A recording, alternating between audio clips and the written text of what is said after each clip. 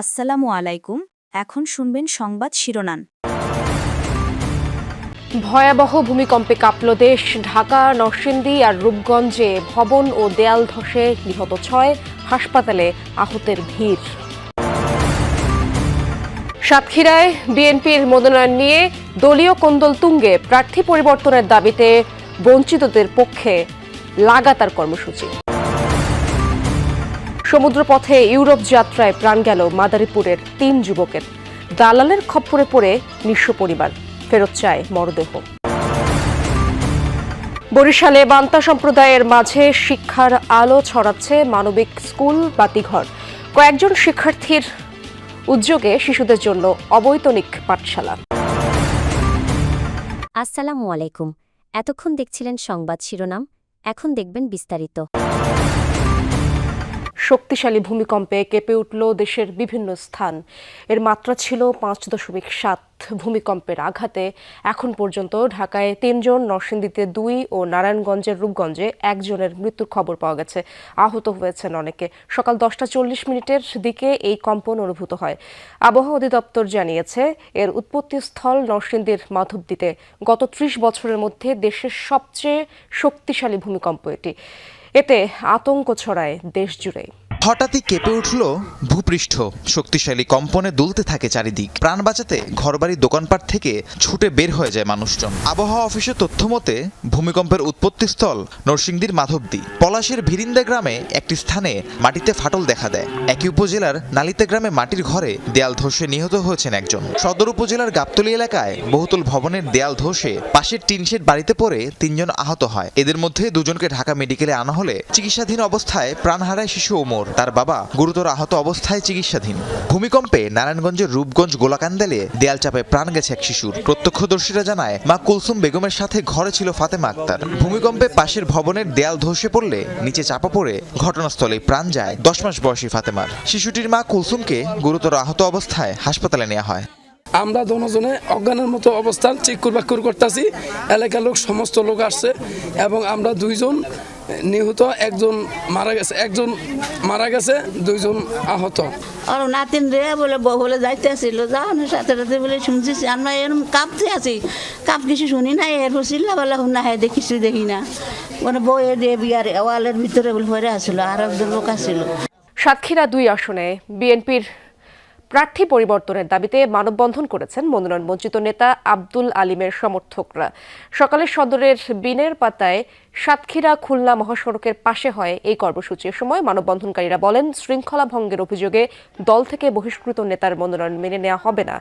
সাতক্ষীরা 2 আসনে জেলা বিএনপির সাবেক সদস্য সচিব আব্দুল আলিমকে ধানের শীষের প্রার্থী করার দাবি জানান।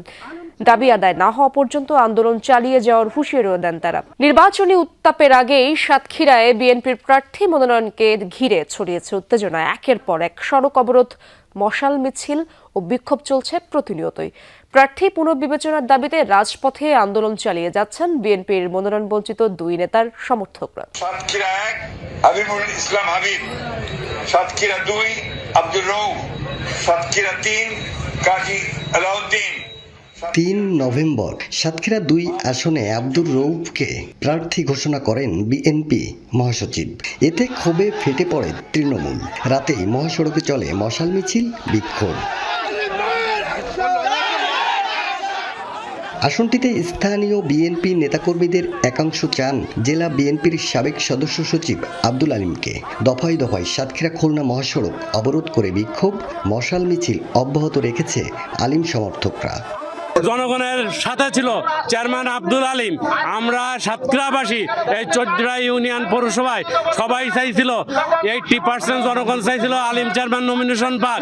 সাতক্ষীরা সদর 2 আসনের নমিনেশন একজন বহিষ্কৃত নেতাকে দিয়েছে, ওনার কাছ থেকে উইথড্র করে চেয়ারম্যান আব্দুল আলিম সাহেবকে নমিনেশন দিতে হবে। ভাগ্য বদলের আশায় সমুদ্রপথে ইতালির উদ্দেশ্যে বাড়ি ছেড়েছিলেন মাদারীপুরের 3 যুবক। সমুদ্রপথে লিবিয়া পৌঁছানোর পর পাল্টে যায় দালাল চক্রের রূপ। তাদের নির্যাতন করে পরিবারের কাছ থেকে আদায় করা হয় আরও অর্থ। পরবর্তীতে নৌকায় ইতালির উদ্দেশ্যে যাত্রা করলে ভূমধ্যসাগরে সন্ত্রাসীদের গুলিতে নিহত হন ভুক্তভোগী 3 যুবক। পরিবারগুলোতে চলছে শোকের মাতম। মরদেহ ফেরতও চায় তারা। পরিবারের সচ্ছলতা আর স্বাচ্ছন্দ্যের আশায় ইউরোপের দেশে যাওয়ার জন্য ঘর ছেড়েছিলেন মাদারীপুরের ইমরান খান। এখন তার মৃত্যুর খবরে দিশেহারা স্বজনরা। গত ৮ অক্টোবর স্বপ্নের দেশ ইতালি যেতে বাড়ি ছাড়েন সদর উপজেলার আদিত্যপুর গ্রামের ইমরান। সরাসরি গন্তব্যে পৌঁছে দেওয়ার শর্তে প্রতিবেশী দালাল শিপন খানের হাতে ২২ লাখ টাকা তুলে দেওয়ার সমঝোতা হয়। প্রথম দিকে বিভিন্ন প্রলোভন দেখালেও বাড়ি ছাড়ার পর থেকে সুর পাল্টে যায় দালাল চক্রের। স্বজনদের অভিযোগ, সমুদ্র পথে ইমরানকে নিয়ে যাওয়া হয় লিবিয়ায়। সেখানে তাকে নির্যাতনের মাধ্যমে পরিবারের কাছ থেকে নেওয়া হয় ১৮ লাখ টাকা। এরপর ১ নভেম্বর লিবিয়া থেকে নৌকায় ইতালি যাওয়ার উদ্দেশ্যে যাত্রা করলে ভূমধ্যসাগরে সন্ত্রাসীদের গোলাগুলির মাঝে পড়ে নিহত হন ইমরান। শিবন দালাল, তার সাথে কথা হয়েছে আমার ছেলের সাথে, বলছে কি তোরে ২২ লাখ টাকা দিবি, তোরে আমার রুমে নিয়ে রাখবো, তোরে আমি স্পেশাল গেম করাই দিব। শিবন বলে কি আছে, আমি গেম দেওয়ার চেষ্টা করছিলাম, পুলিশে ধরছে, তাই জেলে আছে, জেলের তা ছাড়াবো, এই করবো সেই করবো। এরপরে আস্তে আস্তে জানতে পারি যে সে নাকি মারা গেছে। মান্তা সম্প্রদায়ে যাদের জন্ম, বেড়ে ওঠা, জীবন সংগ্রাম সবই নদী কেন্দ্রিক। নৌকায় যাদের ঘর, সংসার, মাথা গোজার ঠাই।